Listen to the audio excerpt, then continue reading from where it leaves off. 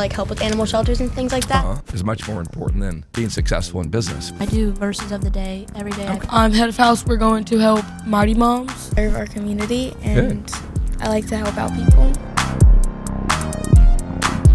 Get going and get it done. Okay, so Mr. McKernan, thank you for having us today, but what does a typical day look like for you? Well, it varies, right? But typically I get up early and I try to start my day with some devotional reading, Bible study type things, just a little bit. And there's always this tension between the emails and my businesses and the devotional reading, which one comes first. And I know I should do the devotional first, but man, sometimes all those emails and texts, when I look at my phone, it takes me away from that. So it's a daily battle, but I do that for a while in the morning. So answering all the emails and phone calls, and then I come into the office probably mid-morning, or I go to different other meetings and things like that. And then I kind of ping pong back and forth through the day between emails and meetings and emails and meetings. And that's what I do. Thank you. So I have the next question. What inspired you to go into law? My dad was a lawyer, and he was all about helping other people. And from a young age, he just talked about that, being able to help other people who needed help. And sometimes, it's like you girls, maybe y'all got a big date coming up, and you're not sure what to wear, and so you get your friends help, right? Same type of thing, right? So my dad was willing to help people. That's what he was always about, wanted to help people, and became a lawyer to do that. And that just infiltrated my soul, my being, and who I am and what I like to do. So it was just kind of like breathing for me. So I have another question. Yeah. How did you start your business? Well, there's kind of two histories of our business. The first history is my dad had a law firm. It was just called McKernan Law Firm. And it's what you would think about when you think about a normal law firm, right? Just a few lawyers and, legal secretaries and people like that. And we did that from 1992 through about 2007. So about 15 years. And we didn't advertise at all. People would tell people to come see us. And then I got the idea in 2007 or 8. So I think I need to advertise. I can see that the composition of society and how people were making choices was changing. And if the TV told you to hire someone, you would hire them over what a friend might tell you. So 2007, I launched this full-scale advertising, and we've been doing it ever since, almost 20 years, 18, 17 years now.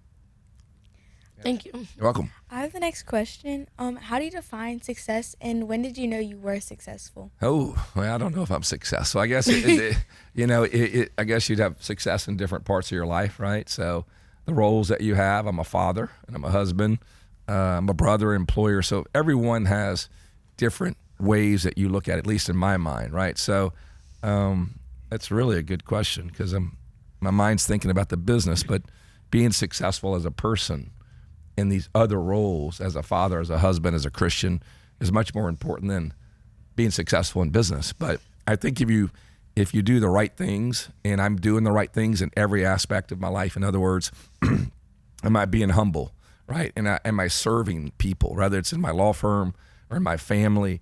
Am I doing the things that the Bible wants me to do to be a better person?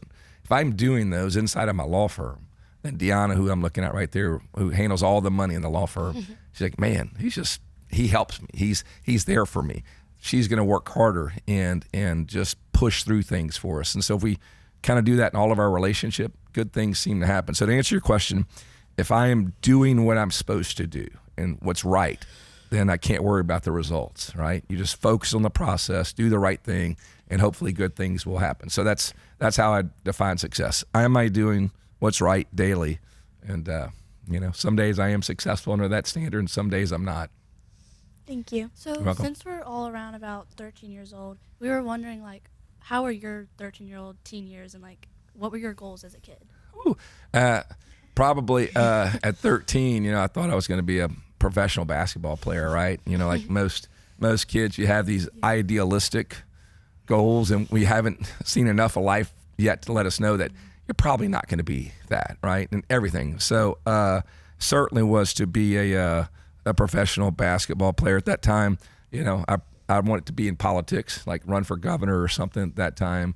My wife had told me several years back, you're not running for office, because a lot of people had asked me to run for different offices. I'm like, no, I can't do that. So when I was that age, something in sports and something in politics was what I was thinking I would do. So what was like your biggest obstacle to get here? Like, how did you get it done?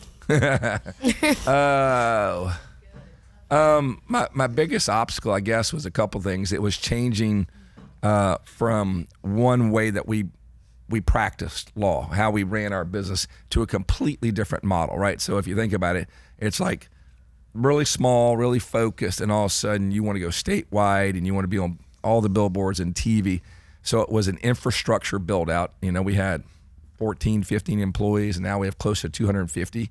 So you had to build this infrastructure out to be able to handle all of this. So that was a big thing. At the same time, I didn't have money then, right? And my dad got sick, and I had to kind of take a lot of risk and sign a lot of debt. I don't know if y'all know what debt is yet, but yeah, so I had to sign a lot of debt to be able to launch my vision. So that was a huge obstacle. And what I would tell you, the way to overcome the obstacle is like with any obstacle in life, and you just got to be persistent, right? You can't give up. You don't ever give up. If you get knocked down, you get up. And if you just have that mindset and push through it, you know, then usually good things happen.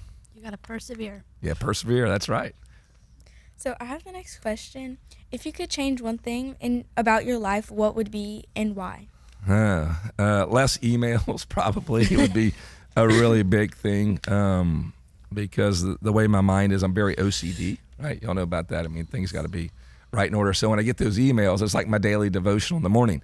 It bothers me that the emails are there and I haven't looked at them and answered them. It's like internally, just like, and it's hard for me not to go do it. It just is, right? It's like, I mean, y'all probably don't have this problem, but you know, if you leave the drawer open, is it hard not to close it? Well, for me, it's really hard. You gotta close the door. My wife can just leave things up and on the counters, and I'm like, but for me, I've got to do that. So that's something I need to get better at. Thank you. You're welcome. So, Mr. McKernan, what is one thing you wish people knew about you? That they may not know. Probably, you know, it's due to my marketing team's great marketing of me, right? They present this caricature of me that isn't me, right? So I'm on the billboards and I do this silly stuff and I hold an alligator and whatever things I do. They're like, wow, this guy's like crazy weird. I mean, who is he? But I'm just a normal guy. I like the things that everybody likes to do. I like to hang out with my family. I like to eat a good meal. I like to do sports or fish or hunt. So I'm not different than anybody. I just turn on a switch and they push me out in front of a camera or somewhere, and then I do something silly, and then I turn off the switch and come back off. So it's just, I'm a normal guy for 99.9% of my life, except for the time I have to kind of be on display. That makes sense? Yes, sir. Thank you. Mm-hmm. So we've learned that you wear like many like business hats. So Yes. what's your favorite role like out of all of them? I was on the phone when I was talking. That was another potential business venture. What I really love is the challenge. You know, the law firm that I have is still challenging, but it's built. I got great people working there, and we have great processes. So I don't have to worry about that as much. But I love to start something new or to join something that's ongoing and see if I can make it grow or make it bigger or make it better. So constantly being challenged by something, it unleashes kind of my competitive nature, you know, because, all right, I've built this up into a big brand. Well, can I do it with Court to Table, our pickleball place? I don't know if y'all been there yet. Oh, I love it. Okay, so that was something I saw in Texas a few years ago, and I thought, why don't we have something like this in Baton Rouge, right? So that's a challenge. Can I bring something I saw somewhere else to Baton Rouge, build it, and then make it enjoyable for people and it be successful? And so far it is. So I love those things. Starting a new business. I'm leaving here to go to Fleur de Lis pizza tasting. Y'all too young to know what Fleur de Lis is, but it was an old time pizza place here in town that closed during COVID, right? And so me and two other guys are buying it and bringing it back. So we got to go have a tasting. So that's another challenge. So I'm always being given the opportunity to try to challenge myself by going into a new venture. So like with everything that you do that like helps people and you're really impactful, how do you use your position to benefit people like daily? Yeah. Well, I hope, my staff could attest to a little bit. I hope that if I treat my team well, and that we treat our clients well, right? And meaning, there's a rule in the Bible or a guideline in the Bible called the Golden Rule. Have y'all ever heard of that? Yes, yes, sir. It's do unto others as you have done to yourself. So if I will treat Maggie well, right, then in turn she goes, wow, he was really nice to me and he did this for me. Then she in turn says, I should try to do that. So she outreaches to someone else and does that. Maybe she's working with a TV station or a school like y'all, or if I have a lawyer who I'm treating well, then that lawyer treats the clients well. So what I want to have happen is that through me, people see an example of maybe how Christ would live and what he would have done. And, not saying at all I'm like Christ. I'm just trying to emulate what I think he wants me to do. I live that out. Other people see it and they live it out. And then my clients go, wow, these people are different. These lawyers are different. They're very nice and caring and loving. And what is it about them? And then we can talk to them maybe about Christianity or something like that. That's a good goal. Yeah, really good. I think that's all of our questions. Other questions? All right, let me ask a couple of questions of y'all then. Okay. All right, first, I don't know how old everybody is, so how old is everybody? 13. I'm 14. 12? Yes, sir. 14. 14? 14. 13. And y'all all live where? Walker. Walker? Yeah. Oh, in Walker. And what high school were y'all? Walker High eventually? Walker. Probably Walker High. yeah. Okay. And what do y'all like to do in your free time?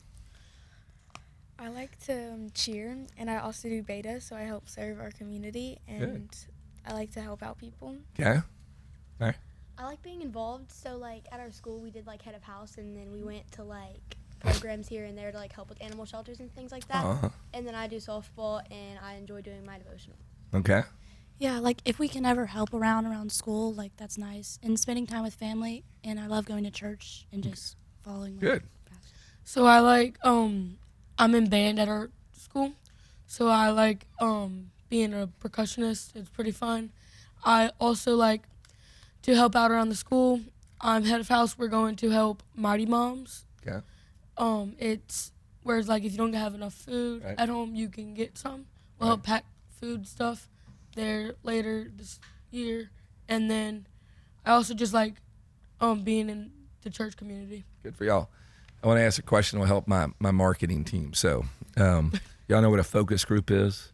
It's where you get a group of people together. You can question them about a certain thing, and their answers give you insight into how they make decisions. So, for example, how do y'all decide whether you're going to go see a movie or go to a restaurant to eat? You don't know anything about it. You go, oh, it's time to go see a movie Friday night, or we want to go eat somewhere or do something. How do y'all make that decision? What's In that? our family, Oh, it's you. Oh, How just are you? me? You, Just you. me? You're Oh, going. oh. Each one of y'all. How do you make that determination that I want to go to this restaurant? it depends on the mood I'm in because, or like if there's not really good movies out, then I would go to the restaurant. Just But- what's influencing you to make a decision for a certain place? My Or cer- mood. What? My mood. Your mood. But now, okay, so let's say you're in a good mood. Then how do you decide? If I'm in a good mood, I'll probably want to go to like the restaurant. But how do you decide which restaurant? I feel like you need Where to where take do you people go to for your sources? Like you need to ask the people around. Yeah, that's Yeah. what I'm asking. Where do Like- so I guess what I'm asking, I was trying to get you. Do you go to a social media? Do you go to a friend? Do you Google something and go best Chinese restaurant? How do you do that? I feel like for movies, sometimes a lot of movies have stuff that like my beliefs don't line up with. Yeah. So I can do research on that. So you can and ask research on people that? That I've watched. What about a before. restaurant? You're going to eat. For How do you- restaurants, like I have a big family, so we sometimes take votes. So around the community. you'll ask your family, hey, Yeah. where should we go eat? Where should we go eat? So you're asking. So that in our business, that would be a testimonial or a person recommending it, right? So I'm trying to see. How about you two? I feel like I go off of like what everybody says. So like I kind of like put them before and I'm like, so where do y'all want to go? And then like whoever Yeah. picks what they want to do. I would normally ask one of my best friends. Okay. I normally would ask one of my friends. And So you're if- asking your friends still. Yeah, I So would. are you getting on your iPhone or computer and Googling best place to eat or best restaurant in Walker or favorite best burger? You don't do that. Not really. Interesting. Normally I would find a restaurant and then I would ask one of my best friends, Okay. and because she normally knows what's up because she has a really big family. All right. Do y'all follow any social media? What are if you're ranking? This is my favorite. This is my second. This is my third. So I kind of have an addiction to TikTok.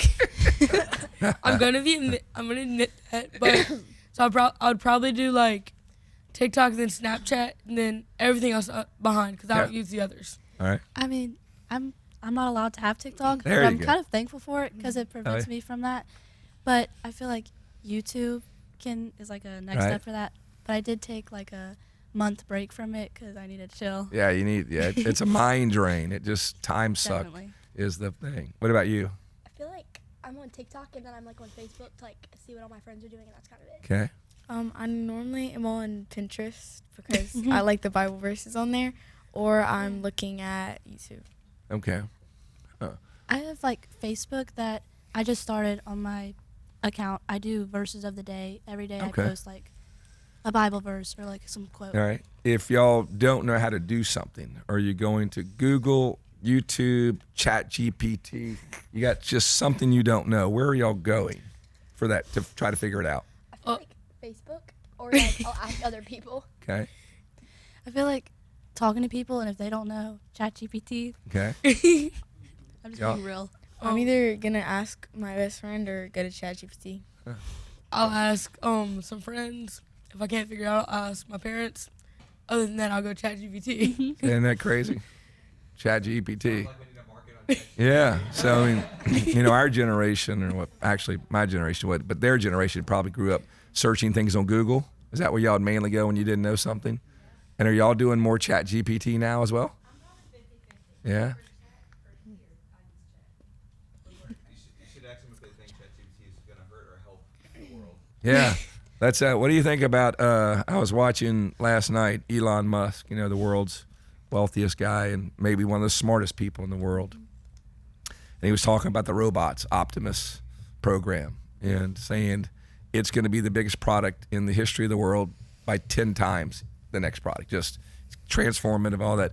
What do you guys think, since you're in your early teen years, with the future of robots? In other words, there may be a robot next time y'all come in the studio, and I'd say, hey, Optimus, would you bring me a Diet Coke? And Optimus would walk over a Diet Coke. Or maybe Brandon's replaced by Optimus, and there's Optimus running behind there. Yeah. What do y'all think about that? Growing up, and one day y'all are going to have family and kids and raise that in a robot world. I feel like it really depends what path people take it, like how they prioritize robots. If you're using a robot to allow you, like it takes away time for you to go do better things and do better use of your time, Right. versus if it just like is a replacement for you to be, Yeah. not productive. Well, there's this old movie back from my time, 1984 is when the first one came out. It was called The Terminator. Y'all are too young probably to watch it, but they had a series of Terminators, and then it was there was this thing called Skynet, which I've worried about for all that time, and now apparently Skynet's here. But it was basically what happens: the machines, self-learning, or AI, Optimus, they learned how to think for themselves and then overtake, the humans, and then they destroyed the world and stuff like that. When y'all get a little bit older, watch that movie. But that's people like myself have been worried about Skynet since the early 80s, and here it is. I mean, we're getting, it's a little concerning, but I'm thankful that God's in control ultimately, and whatever's going to pass, He's ordained that to pass. So that's good. But all right, well, it was so good to meet y'all, and y'all are an impressive young group that you can sit here with poise and confidence, and y'all are all looking me in the eye. So all these little things that I'm watching, when I'm meeting with people, I'm looking at these things. Where do they look? How do they act? Do they speak up? Do you shake hands? Well, those are all part of Guests of the Amazing Shake and what they're teaching y'all. But y'all are doing great so far, so thank y'all. Thank you. Thank Thank you. you for having us. You're welcome. It's a great experience. 19 minutes. There you go. All right.